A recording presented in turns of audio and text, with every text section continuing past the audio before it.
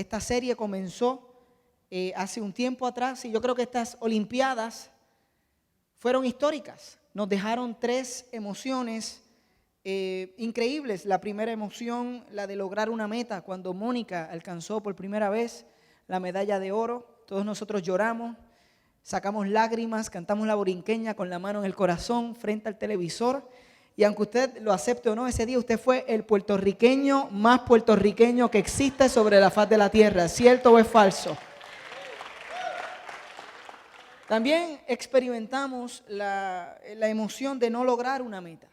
En el caso de la falsa salida de Coulson, y lloramos con él también, porque no pudo correr esa carrera y nos sentimos con él.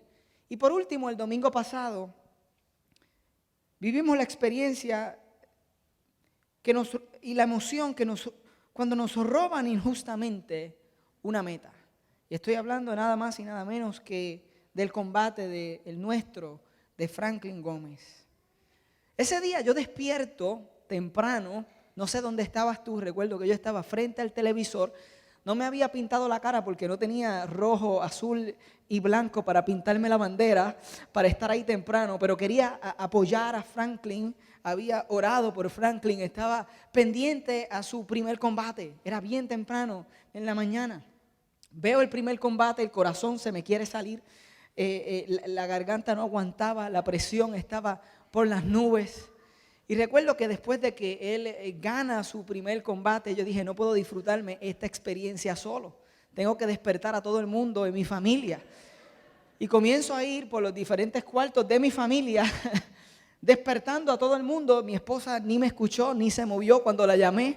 Parece que el día anterior había sido un día bastante fuerte. Mi hija no me hizo caso, pero mi hijo Daniel se levantó conmigo y fue al sofá. Y juntos esperamos el momento de ese segundo combate. Estuvimos con Franklin durante todo el proceso hasta el desenlace del mismo y nosotros vivimos la experiencia de ver la injusticia que este día tomó lugar en aquel colchón olímpico. Mi hijo y yo estábamos que no lo podíamos creer. Mi hijo me observaba, él estaba llorando cuando la experiencia termina. Aquellos de ustedes que quizás no saben lo que sucedió, en los minutos finales de este combate en la lucha olímpica, el contrincante que comienza el movimiento, que comienza la ofensiva, es el contrincante que recibe los puntos por ese movimiento. Y Franklin comenzó un movimiento y fue a la ofensiva que todos los expertos en la lucha olímpica, no solamente los puertorriqueños, estamos hablando de los expertos alrededor del mundo, americanos, cubanos, jamaiquinos, you name it, todo el mundo estaba de acuerdo, esto no es un capricho de nosotros como boricua, que le correspondían 4 puntos a Franklin Gómez. No le otorgan 4 puntos, le otorgan 2, hay una reclamación, finalmente esos 2 se le quitan a Franklin, se le dan entonces al contrincante y el desenlace en los últimos segundos es Franklin dando todo de su corazón y terminando la pelea de el combate de esta forma. Esta es la imagen que yo recuerdo hasta el día de hoy y que tengo en mi corazón. Y esta imagen es difícil porque levantó dentro de mí un pensamiento que en ocasiones he pronunciado y es que la vida no es justa. Esta imagen nos muestra que la vida no es justa, que cosas malas le suceden a personas buenas.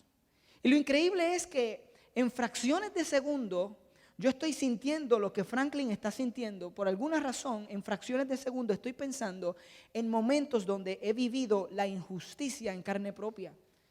Y yo no sé cómo, pero en fracciones de segundo comencé a pensar en la ocasión que trabajé todo el verano limpiando aires acondicionados.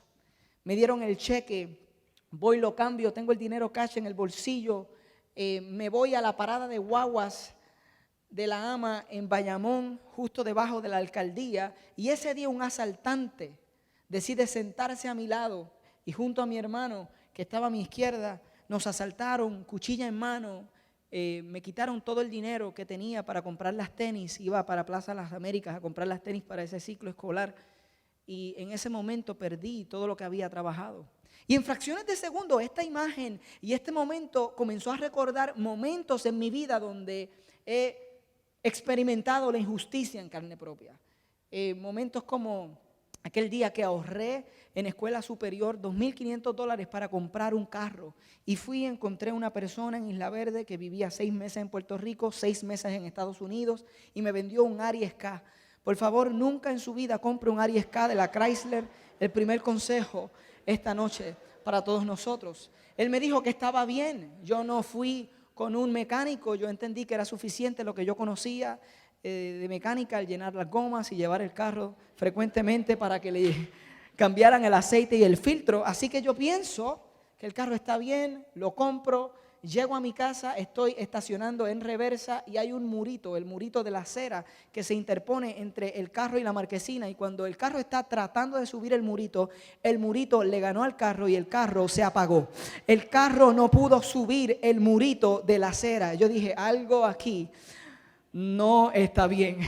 En 6 meses ese carro me dejó, se esbieló en dirección a Caguas, y cuando lo llevé al mecánico, el mecánico trató de arreglarlo y nunca pudo. El mecánico me compró, terminó comprándome el carro a precio descontado. Me dijo, Jonathan, este carro se había esbielado antes, este carro estaba en pésimas condiciones y no puedo arreglarlo.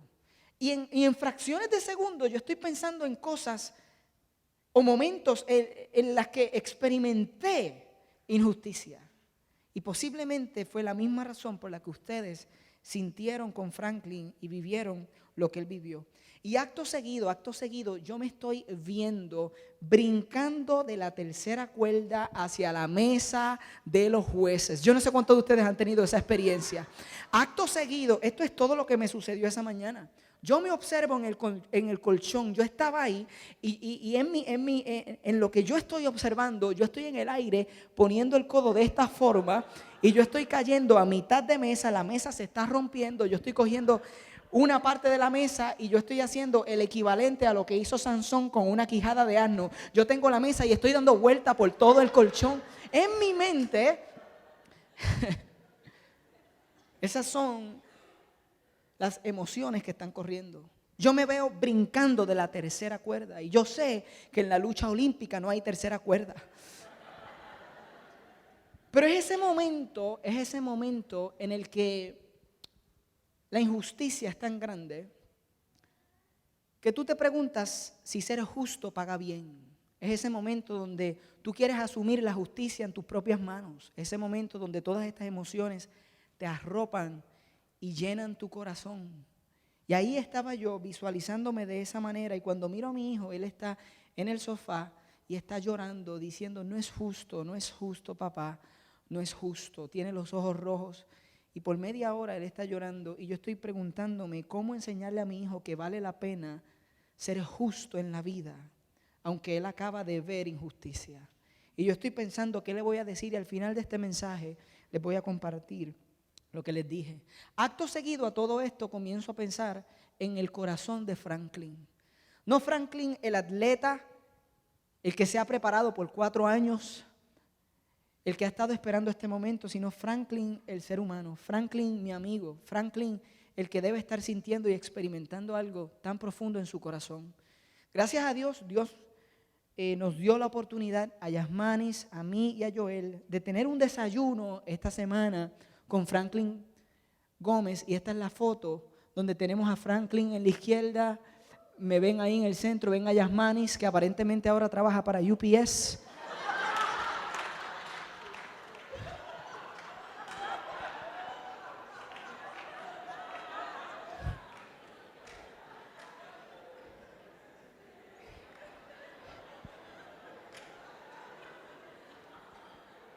Y ahí estamos, nosotros, el empleado de UPS, tomando café y verdaderamente hablando con Franklin sobre cómo estaba su corazón, sobre qué experimentó en ese momento y qué está experimentando ahora. Y quizás la experiencia de las 5 no tuvo el privilegio de escucharlo de sus propios labios, pero yo voy a dejar que sea Franklin el que nos hable cómo estaba su corazón. Franklin, por favor, pasa acá con nosotros. Recibamos.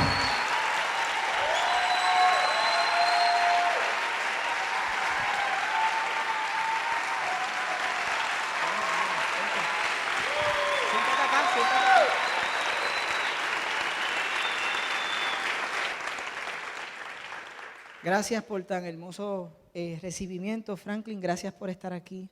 Gracias por venir a tu casa en Puerto Rico, tu iglesia. No sé si quieres darle unas palabras de saludo a las personas que están aquí. Gracias por la invitación y yo casi paso mucho tiempo allá en Pensilvania entrenando, pero cada vez que vengo me gusta visitar Mar Azul porque aquí realmente me siento en casa y nada, me siento como en un lugar práctico. Y gracias por la invitación siempre y muy amable. Pues gracias, Franklin. Vamos a hablar práctico. Sé que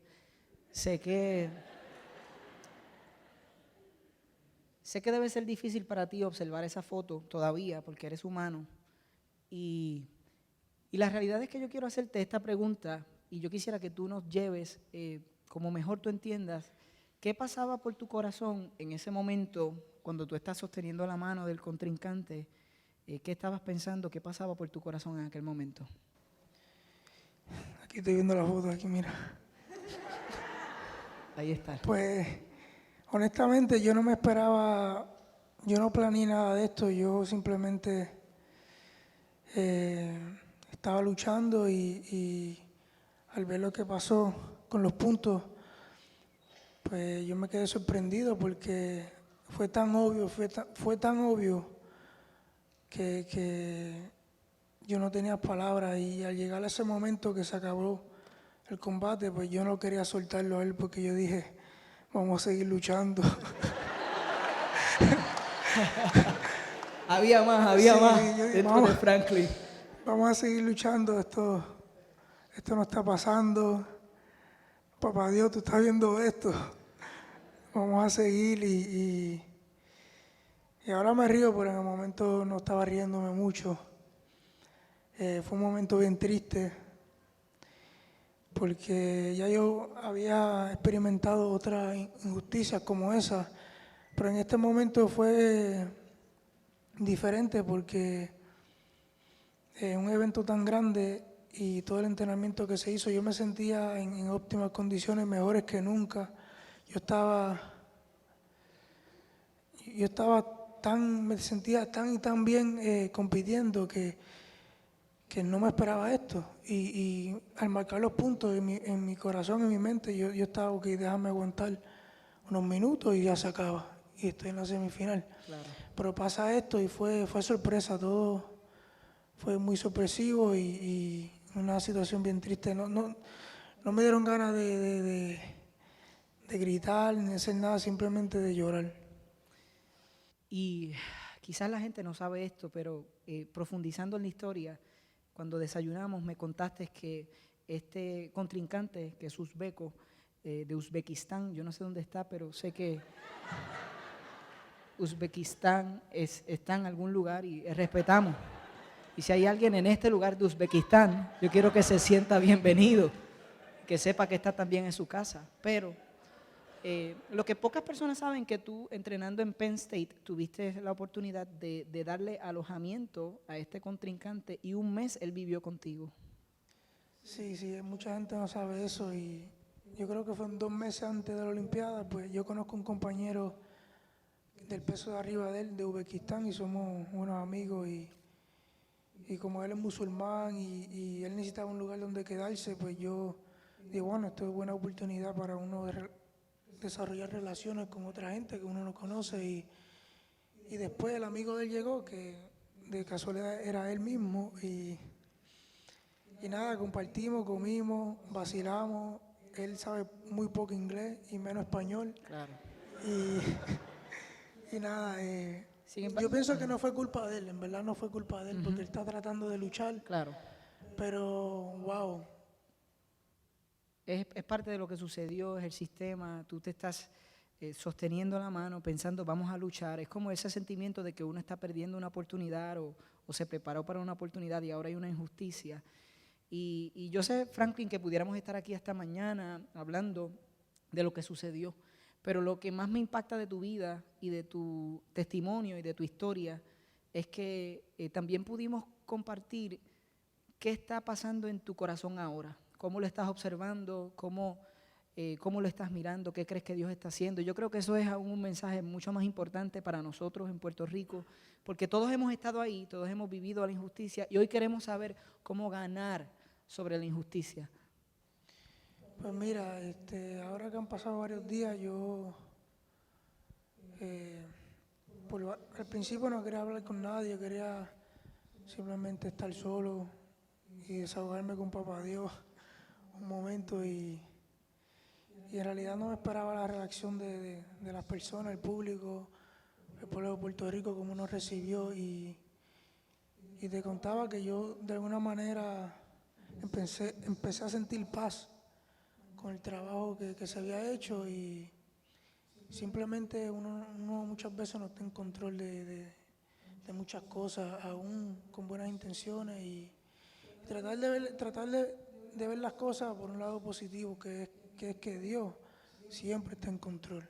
Y eso a mí me acordó de la historia de José, que yo creo que en la historia de José le trataron de hacer mal y al final todo eso Dios lo usó para bien. Y yo creo que es una historia similar. Pasamos muchas injusticias, cada persona individualmente, y muchas veces como uno reacciona a esa injusticia da más que decir de nosotros, del Dios que nosotros creemos, que realmente otras cosas. Y nada, yo vuelvo y repito, yo no planeé eso, quizás fueron los estudios bíblicos, no sé, pero me sentí en paz y de verdad que yo sentí que perdiendo gané. Wow. Franklin.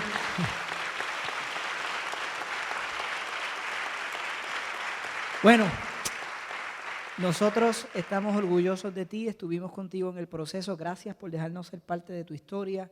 Vamos a estar contigo en lo próximo que Dios va a hacer con tu vida, pero gracias por dejarnos saber cómo lo manejaste, que Dios te está enseñando y por estar aquí. Por favor, démosle un...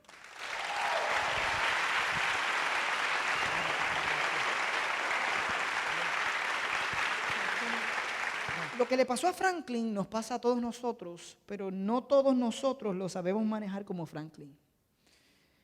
Porque él tenía nuestras mismas dos opciones cuando tenemos un encuentro cara a cara con la injusticia. Cuando tú tienes un encuentro cara a cara con la injusticia, tú puedes brincar de la tercera cuerda, que ya expliqué lo que es eso, y es tomar la justicia en nuestras manos, o tú puedes dejar que Dios lo haga. ¿Ok? Tú puedes decidir, yo voy a brincar de la tercera cuerda, o tú puedes decir, yo voy a dejar que Dios brinque de la tercera cuerda, en el sentido de que Dios tiene un plan, Dios va a saber cómo hacer justicia en esta situación y es totalmente diferente. Ahora, hay una historia en la palabra, hay una persona que vivió injusticia tras injusticia, sin embargo, dejó que Dios fuera el que brincara de la tercera cuerda, decidió confiar en Dios. Cuando hablo de dejar que Dios brinque de la tercera cuerda, estoy hablando de dejar las cosas en las manos del Señor, confiar en su plan. Y estoy hablando nada más y nada menos de la persona de David. ¿Recuerdan a David con quien comenzamos esta serie en la primera parte? David, el que venció al gigante, que luego de vencer el gigante, el rey Saúl le da oportunidades para que él sirva. Y dice la Biblia que él todo lo que hacía, lo hacía bien. Y lo hacía tan bien que el pueblo comienza a celebrar a David y comienza a amar a David. Y habían canciones y jingles políticos que se habían escrito acerca de Saúl y las victorias de Saúl. Y en esos jingles se atribuían victorias a Saúl, una, y a David 10 victorias. Y Saúl comienza a escuchar eso y comienza a darle celos de David. ¿Recuerdan la historia? Si no la recuerdan, eso fue lo que sucedió. Dice que el rey le da tantos celos de David que todo lo que ha hecho es justo, es bueno, que un día David, que además de ser guerrero era músico, y en eso se parece a Franklin, porque lo que pocos saben es que Franklin toca piano. ¿Ok? Así que ustedes lo han visto haciendo la suplex, pero no lo han visto en el teclado.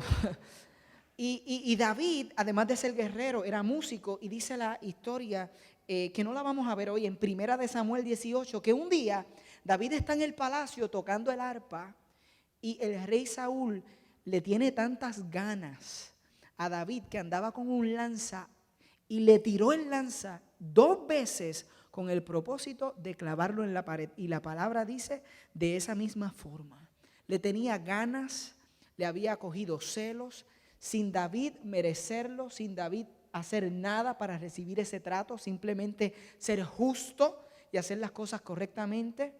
Y la historia continúa al punto de que esta relación se daña y se lastima tanto que David tiene que huir del palacio y tiene que comenzar a vivir como un forastero en el campo, en los montes, en las cuevas. Y ahora él está como desterrado del palacio porque Saúl lo quiere matar. Y si hay alguien que vivió injusticia, es David. Y nosotros hemos experimentado esto en las relaciones, con ese alguien que invertimos tanto y fue la persona que más daño nos hizo. O esa situación que vivimos donde nos sentimos injustamente tratados y no nos hicieron daño físicamente, pero una lanza atravesó nuestro corazón, y al día de hoy nosotros no podemos movernos adelante por la injusticia que nosotros experimentamos. Y hoy queremos saber, a través de la historia de David, cómo ganarle a la injusticia. Pero un día, y aquí es donde me quiero concentrar, David tiene un encuentro con aquel que había sido injusto con él. Yo tuve esa experiencia porque un día me invitan a hablar en Estados Unidos, me monto en un avión y cuando miro para atrás estaba aquel individuo que me había vendido el Ariesca. Y yo estoy todo ese viaje pensando si voy a brincar de la tercera cuerda, desde donde yo estaba hasta donde él estaba, para decirle lo que me había causado, lo que me había pasado, o si debía ir y saludarlo, o si debía simplemente dejar pasar la ofensa, como dice Proverbios. Y yo estaba meditando en ese proceso. Tenía que decidir qué hacer. Y un día David tiene el encuentro con Saúl de la forma más increíble posible. Es un encuentro cara a cara, o posiblemente no es cara a cara. Ustedes van a ver ahora cómo fue cara, yo no sé. Primera de Samuel 24, lo van a ver. Primera de Samuel 24. Recuerden que David no está en el palacio. Él está huyendo, el rey lo quiere eliminar. Y dice el verso 24, cuando Saúl regresó de perseguir a los filisteos, le informaron que David estaba en el desierto de Engandi. Entonces Saúl tomó consigo 3 batallones de hombres escogidos de todo Israel y se fue por los peñascos de las cabras en busca de David y de sus hombres. Por el camino llegó a un redil de ovejas y como había una cueva en el lugar, entró allí para hacer sus necesidades. Ok, el rey también va al baño. Hashtag el rey también va al baño. Dile al que está a tu lado, todos vamos al baño. Dile. Está David en una cueva, está en el último cubículo con sus hombres, está escondido en ese lugar porque está huyendo del rey Saúl. Sin embargo, el rey Saúl entra en esta cueva y David estaba escondido en el fondo de la cueva con sus hombres y estos le dijeron, porque escúchame, cuando te hacen una injusticia, los que están cerca de ti son los primeros que te van a dar una opinión de qué tú debes hacer con el que te fue injusto. ¿Ok? Y aquí están los amigos de David diciendo, en verdad, hoy se cumple la promesa que te hizo el Señor cuando te dijo, yo pondré a tu enemigo en tus manos para que hagas con él lo que mejor te parezca. ¡Qué lindo! Los amigos le están diciendo, coge la mesa y rómpesela encima. Le están diciendo, quítate la ropa y para la pelea. Le están diciendo, este es el momento donde Dios te ha dado la oportunidad de tomar venganza, de que tus manos, esta es la oportunidad de tú brincar del lado de los justos y del lado de la luz al lado de la oscuridad. Si estuviéramos hablando de Star Wars, esta es tu oportunidad de cambiar del lado de la fuerza. O sea, esta es la oportunidad. David, la justicia no te ha pagado bien, así que toma el asunto en tus manos y elimina al que ha sido injusto contigo. Y David se levantó y sin hacer ruido cortó el borde del manto de Saúl, pero les remordió la conciencia por lo que había hecho. Y les dijo a sus hombres: que el Señor me libre de hacerle al rey lo que ustedes sugieren. No puedo alzar la mano contra él porque él es el ungido del Señor. De este modo David contuvo a sus hombres, no salgan, no ataquen, no le hagan nada, y no les permitió que atacaran a Saúl. Pero una vez que éste salió de la cueva para proseguir su camino, David lo siguió gritando: Majestad, majestad. Saúl miró hacia atrás y David, postrándose en tierra, se inclinó y le dijo: ¿por qué hace caso su majestad a los que dicen que yo quiero hacerle daño?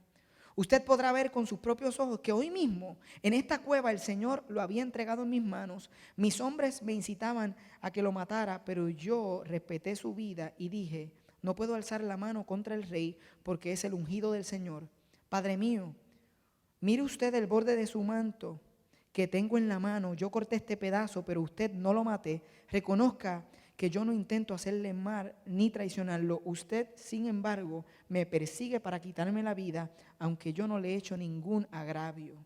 Y miren el corazón de David, que es el corazón que nosotros debemos tener luego de que queremos brincar de la tercera cuerda, luego de que nuestro instinto natural sea: esto lo voy a arreglar yo, dame un break, hashtag I'm getting ready, hashtag you're gonna get it, hashtag let's finish this. Antes de eso, después de eso, este es el corazón que nosotros debemos tener. Él dice: que el Señor juzgue entre nosotros dos y que el Señor me vengue de usted, pero mi mano no se alzará contra usted. Como dice el antiguo refrán, de los malos la maldad, por eso mi mano jamás se alzará contra usted. Él le dijo en otras palabras: yo no voy a tomar este asunto, yo no voy a ser el juez de este asunto. No me toca ser el juez, el juicio le toca hacerlo al Señor. La venganza no es mía, la venganza es del Señor, la justicia es del Señor.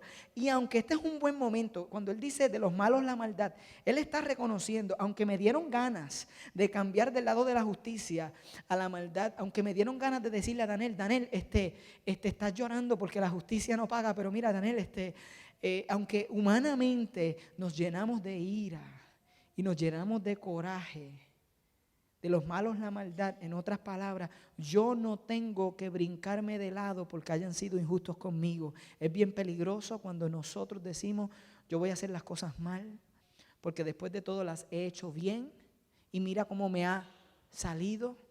El corazón nuestro debe ser lo que Él dice ahí, lo que dice en el verso 15, que dice: que sea el Señor quien juzgue y dicte la sentencia entre nosotros dos, que examine mi causa y me defienda y me libre de usted. Y esa historia termina, si la quieres encontrar en Samuel 24, termina con que el rey reconoce que David está obrando bien y que él está obrando mal, y el rey le dice: tú vas a llegar a ser el rey. Sin embargo, el rey se va para el palacio y David sigue viviendo injustamente en el campo. En ese momento David perdió la medalla, no ganó ir para el palacio, no se resolvió el asunto finalmente. Incluso hay una segunda ocasión donde David tiene la oportunidad de eliminar la vida de Saúl, quien vuelve a perseguirlo de la misma forma. Y hay otro encuentro donde Saúl está dormido y simplemente David decide nuevamente perdonarlo. Ahora, ¿por qué les traje esta historia? Porque años más tarde, luego de esta experiencia, David finalmente es rey y finalmente alcanza las promesas de Dios para su vida. Y él escribe un salmo que todos nosotros podemos leer en el momento en el que nosotros tenemos un encuentro cara a cara con la injusticia. David, quien puede hablar de injusticia, escribió el mejor salmo para hablar sobre injusticia porque había vivido la experiencia. Y el salmo se encuentra en Salmo 37 y solamente voy a leer algunos versos del mismo, pero dice lo siguiente. Escuchen las palabras de David ya siendo anciano, pensando en lo que nosotros debemos hacer cuando vivimos momentos injustos en nuestra vida. Él dice: No te irrites a causa de los impíos, ni envidies a los que cometen injusticias. El Señor puso este verso en mi corazón mientras me preparaba en la semana. La versión Reina Valera, la versión más tradicional, la aprendí cuando pequeño. Decía: no te impacientes a causa de los malignos, ni tengas envidia de los que hacen iniquidad, porque como hierba serán cortados y como la hierba verde se secarán. Encomienda a Jehová tu camino y confía en Él, y Él hará. Exhibirá tu justicia como la luz del mediodía. Miren, verso 2, porque pronto se marchitan como la hierba, pronto se secan como el verdor del pasto. Confía en el Señor y haz el bien, establécete en la tierra y mantente fiel. Deleítate en el Señor. ¿Y qué significa deleitarse en el Señor? Vamos a ver en unos segundos. Y Él te concederá los deseos de tu corazón. Encomienda al Señor tu camino y confía en Él, y Él hará. Fíjate que no dice coge la mesa, haz el helicóptero, coge la quijada. Dice confía en Él y Él actuará hasta que tu justicia resplandezca como el alba, tu justa causa como el sol de mediodía. Yo me pregunto si esto es lo que Dios está haciendo con la vida de nuestro amigo Franklin. Yo me pregunto si Dios está utilizando esto para que la justicia de Dios en él resplandezca como el sol de mediodía, para Dios cumplir los propósitos que Él tiene en la vida de Franklin. Me pregunto si es la misma razón por la que cuando tú y yo enfrentamos injusticia y decidimos confiar en Dios, Dios nos recompensa más de lo que nosotros pensamos o imaginamos. Aunque en el momento perdemos, verdaderamente ganamos. Y Franklin dijo: yo sentí que perdí, pero gané. Y eso es bien difícil de decir. Eso es bien difícil de decir a días de la injusticia. Sin embargo, cuando tú entiendes lo que David nos está diciendo, es difícil porque continúa diciendo: guarda silencio ante el Señor. Guardar silencio cuando lo que quiero es pararme y decirle a todo el mundo: y espera en Él con paciencia. Silencio, paciencia. No te irrites ante el éxito de otros, de los que maquinan planes malvados. Refrena tu enojo, abandona la ira. No te irrites, pues esto conduce al mal. Porque los impíos serán exterminados, pero los que esperan en el Señor heredarán la tierra. Déjeme leer eso una vez más. Los que esperan en el Señor heredarán la tierra. En este salmo, que tiene muchos más versos, se repite una y otra vez la idea de que cuando enfrentes una injusticia, tú te deleites en el Señor. En otras palabras, tú abandones la ira y el enojo. Tú decidas no brincar de la tercera cuerda, pero dejar que Dios lo haga. Que tú confíes paciente y humildemente en las promesas de Dios como mejores a lo que estás observando. Requiere fe en medio del proceso, deleitarse en el Señor, pero la recompensa es heredar la tierra. Y en ese momento, cuando David lo escribe, tiene una implicación directa para el pueblo que estaban esperando y que iban a recibir la promesa completa de la tierra de Canaán, todo lo que Dios le había prometido. Pero también esto tiene implicaciones para nosotros, porque Jesús, cientos de años después, viene a esta tierra y decide dar un sermón que se conoce como el Sermón del Monte, y lo tenemos registrado en Mateo 5, y son las bienaventuranzas. Recuerdan que Jesús dice: bienaventurado el que, dichoso el que, bienaventurado dice una versión, dichoso dice otra, pero en el 5:5, Mateo 5:5, Jesús dijo: bienaventurados los mansos, porque ellos recibirán la tierra por heredad. Así que Jesús no solo le está hablando ahora a aquellos que lo escuchan y a aquellos judíos que todavía no han visto el cumplimiento total de esa promesa, sino que le está hablando a aquellos que iban a ser creyentes y fieles seguidores de Él. Nos estaba hablando a nosotros, y hay una implicación para ti y para mí. Tú y yo vamos a recibir nuestra herencia de parte de Dios. Yo no sé si tú lo sabes, pero tú tienes herencia en Dios. Él tiene un plan. y Él quiere darte una serie de cosas en tu vida. Él tiene herencia para ti. Y aunque en un momento tú pierdas un combate, o pierdas una relación por injusticia, o pierdas un trabajo, Dios tiene una herencia para ti por encima de lo que has perdido momentáneamente. Y la herencia que Dios tiene para nosotros es una vida llena de satisfacción, que la vemos en el Nuevo Testamento. Pablo, hablando, él se describe a sí mismo, y en Corintios, 2 Corintios 6:1, él se presenta como si no tuviéramos nada, pero poseyéndolo todo, dice él. Pablo dice en Filipenses 4:11 que él había aprendido a estar satisfecho en cualquiera que fuera la situación en la que él se encontrara. Jesús dijo: venid a mí los que estén cargados y cansados, y yo los haré descansar. La promesa de la herencia que nosotros podemos recibir, la vamos a recibir en Jesús. Jesús es nuestra herencia. Cuando nosotros nos rendimos a Jesús y dejamos que Él haga en nuestra vida su obra, a pesar de que perdamos en momentos de injusticia, en nosotros se va a desarrollar el fruto del Espíritu Santo. Y nosotros vamos a poder ser pacientes cuando queremos brincar de la tercera cuerda. Y vamos a poder ser pacientes cuando no entendamos la situación. Hashtag yo no entiendo muchas cosas. Es el pastor hablándole a la comunidad. Yo me imagino que tú tampoco. Hay momentos donde el plan de Dios no nos hace sentido. Hay momentos donde la enfermedad visita a alguien que tú piensas que era la persona que menos debía recibir la enfermedad.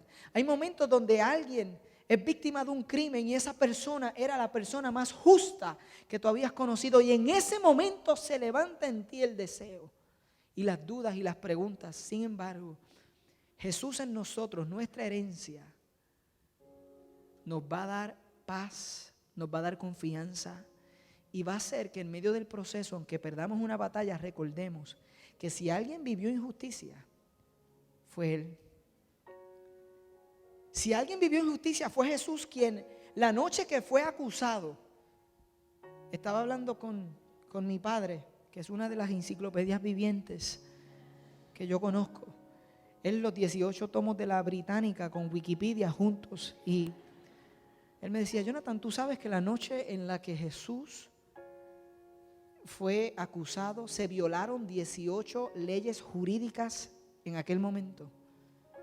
18 leyes jurídicas fueron violentadas en el momento de la acusación de Jesús.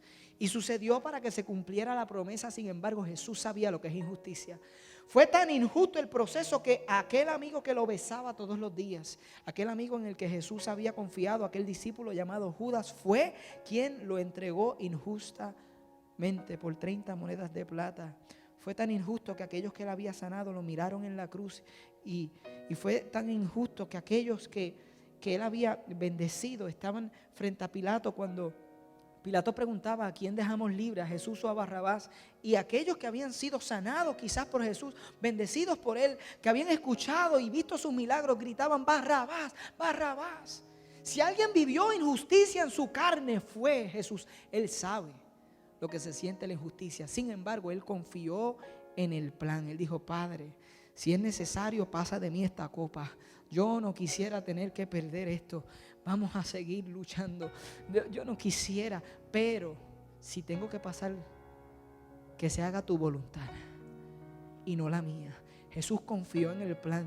Y a mí me encanta ver la historia de Jesús en el sentido de quien ríe último ríe mejor, porque en la cruz del Calvario Él fue crucificado y el enemigo pensó que lo tenía, que había ganado sobre él. Es de la misma forma en la que el enemigo te mira luego de la injusticia que tú viviste y te ve como muerto y dice: ya él no se va a levantar de esta, ella no se va a levantar de esta. Sin embargo, Jesús, muriendo en la cruz, exhibió allí cargó con nuestros pecados y hizo público la victoria al resucitar al tercer día. En otras palabras, el que ríe último, ríe mejor. Jesús perdió en ese momento aparentemente ante los ojos de las personas, pero nadie sabía que había ganado para nosotros. La resurrección había sido puesta en marcha. Cuando Él resucitó, todos nosotros hoy podemos seguirlo y creer en la victoria que Él nos ofrece, en la herencia que Él quiere darnos. Y de la misma forma, es posible que algo injusto te crucificó, algo injusto causó la muerte espiritual en ti. Sin embargo, hoy Dios te está diciendo, ¿qué vas a hacer? ¿Vas a tirarte de la tercera cuerda o vas a dejar que yo lo haga? Y a mi hijo Daniel, lo que yo he estado pensando decirle y he tratado de decirle toda esta semana es: Daniel, van a haber momentos donde tú vas a darlo todo y vas a dar el máximo y te vas a preparar, y aún así no vas a obtener lo que tú quieres. Yo estaba pensando cómo explicarle a Daniel que Dios no es una máquina, una vending machine, de esas que tú le echas 50 centavos y marcas una combinación de números y te da la merienda que tú siempre quieres. Yo estaba pensando cómo decirle a Daniel, hay veces que tú vas a hacer las cosas bien y se va a quedar estancada la papita en la máquina.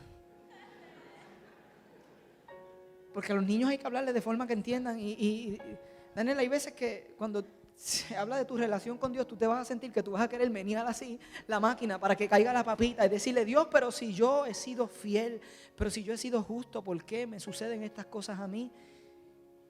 Y yo quiero decirle, Daniel, cuando sientas el deseo de brincar de la tercera cuerda, mejor deja que Dios lo haga. Encomienda a Jehová tu camino, confía en Él y Él hará. Exhibirá tu justicia como la luz del mediodía. Dios tiene un plan, Daniel. Y aunque tú no lo entiendas, si tú decides por fe creerlo, tú vas a heredar, tú vas a recibir de parte de Dios lo mejor que Él tiene para ti. Tú vas a ser satisfecho en lo poco y satisfecho en lo mucho. Cuando tengas medallas las vas a disfrutar, y cuando no las tengas vas a disfrutarlas también, Daniel.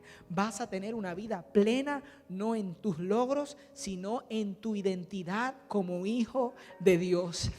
Y te den lo que te den, o te quiten lo que te quiten, Jehová dio y quitó, sea el nombre de Jehová Dios bendito, dijo Job. Yo creo que todos nosotros tenemos que tomar hoy una decisión. ¿Nos tiramos de la tercera cuerda o dejamos que Dios lo haga? ¿Vas a seguir luchando con esos sentimientos, con eso que ha limitado tu vida, o te vas a rendir a los pies de Jesús y vas a confiar que Él va a hacer la obra? Yo quiero orar con ustedes, y esta oración va a ser extraordinaria porque hay personas que van a ser reafirmados hoy por el Señor. Hay personas que tienen la mesa en la mano, están brincando, están haciendo el puño en el corazón del invader y están totalmente llenos de ira.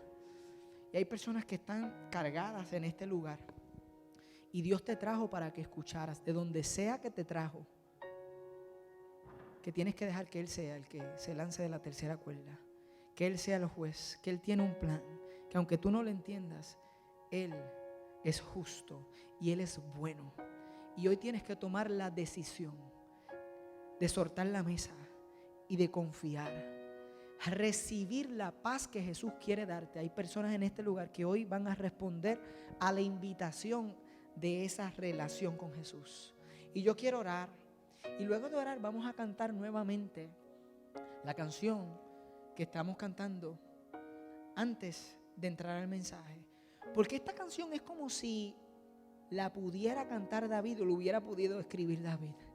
Y yo quiero que cuando la canten ustedes se imaginen a David en el momento de la injusticia, cuando su vida está siendo amenazada. Y luego quiero que te mires a ti mismo y mires las injusticias que has vivido y veas lo que Dios te está diciendo a través de esta canción. Y luego vamos a tener una oración donde algunas personas van a responder y algunos vamos a orar por ti. Y esta va a ser la noche de tu milagro. Y no necesariamente es un milagro visible, es un milagro espiritual, donde en lugar de salir de aquí cargado, sales de aquí con la paz. Confía en Él y Él hará. Confía en Él y Él hará. Señor, te doy gracias por la oportunidad de compartir.